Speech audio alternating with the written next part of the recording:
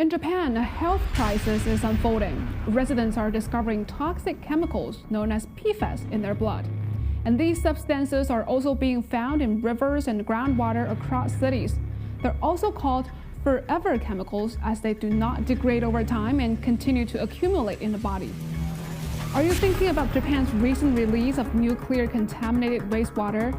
Well, your concerns are genuine, but misplaced in this case.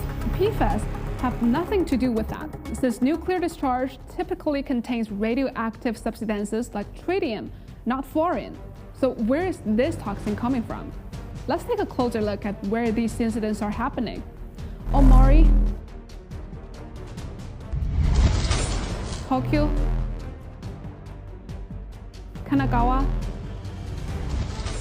Hiroshima, and Okinawa. There, notice anything?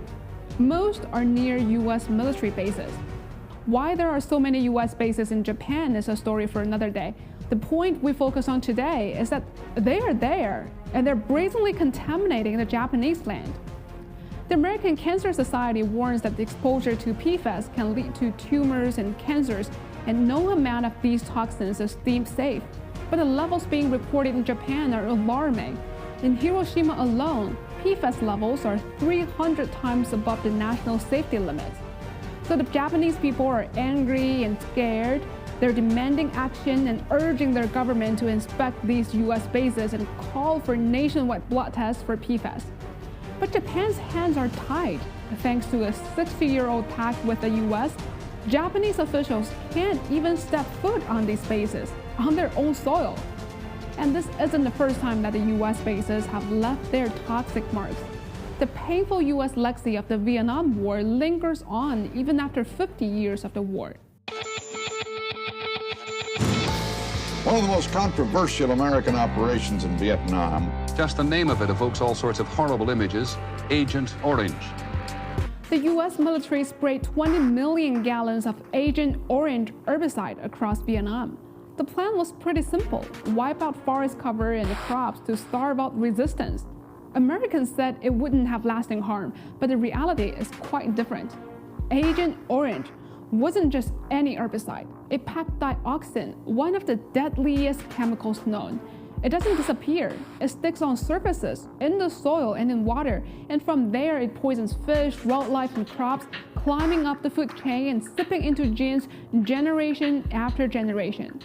For example, Bien Hoa Air Base still screams toxicity, with dioxin levels more than 1,000 times over the global safety line. And by the mid-1960s, Vietnamese doctors were alarmed by a surge in babies born with deformities. Now, 5 decades on, the curse spans 4 generations. Infants are born with their organs exposed, missing limbs, eyes, and no one knows how long this will continue. While the US has owned up to 15 health conditions linked to Agent Orange among its veterans, it overlooks those directly hit by the spray. And the same applies to victims out in the Pacific, where a concrete tomb is holding back America's Cold War legacy. This is on the Marshall Islands, a paradise where the Marshallese thrived for thousands of years before the US dropped by and decided to use these small, remote islands as nuclear test sites against the Soviet Union. And then the inevitable happened. The US tested 67 nuclear bombs on the islands, including Castle Bravo, the worst radiological disaster in the US history, thousands of times more powerful than the explosion that flattened Hiroshima. Radioactive ash rained over 7,000 square miles, covering nearby islands where no warning had been issued. Children played in the deadly dust, some even tasting it. And you can imagine the aftermath. It's been 7 decades since the bombing, and the Marshallese still suffer cancer and birth defects. The islands are completely denuded and hold very real dangers for the present and the future. And decades later, a dome was built as a band-aid solution over the debris. But let's be clear, it was always a temporary fix, waiting on a real cleanup plan that never came. Now cracks are showing, radiation is leaking, yet the US claims it has fulfilled its obligations, shifting responsibility to the Marshall Islands. For years, the US Army has been poisoning the Pacific and its surroundings, taking over land, violating people's rights and damaging the ecosystem. But the US government has played it down, skimping on proper compensation.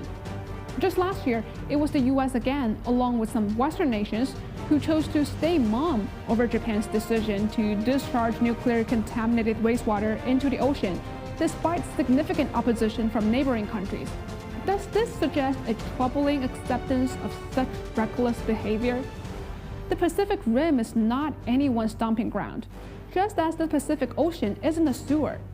Sooner or later, others might face challenges similar to those confronted by Japan, Vietnam, and the Marshall Islands. When that day comes, how should they respond?